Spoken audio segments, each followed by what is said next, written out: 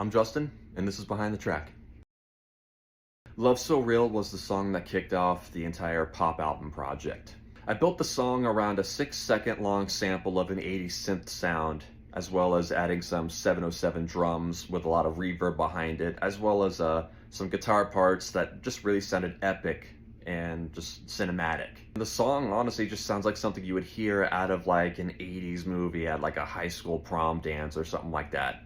And it's melancholic, but it's so good. When I was making the song, I knew I had something really special, and I felt like it was going to resonate with a lot of people.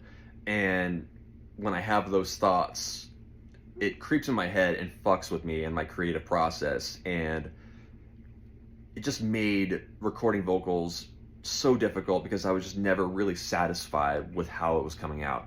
In all honesty, I probably recorded and re-recorded the vocals probably 4 or 5 times for that song, and again, was just continuously frustrated and not satisfied. During that time, I was also working on the song in an acoustic version to play at my shows, and when I played it live, it was well received, and it inspired me to want to work on an acoustic version of the song, almost like as like a teaser for the actual song itself. And when I was working on that version, I was running into a lot of the same problems again with just those thoughts in my head and just completely screwing with the creative process. So I just sat the song down for a while until I started recording the RAND album in 2024.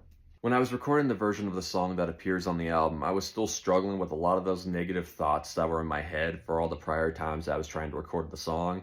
But this time around, I was a lot more confrontational to those said thoughts, and just ultimately just saying, fuck it, just go by feeling. And that's what ultimately worked for me. You would think that it would just be so simple to just disregard those thoughts and just go by feeling, you know?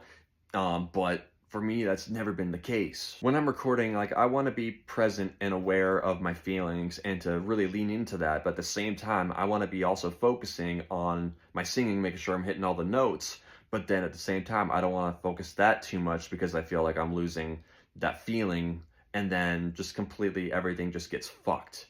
It's a constant back and forth that's so entirely frustrating.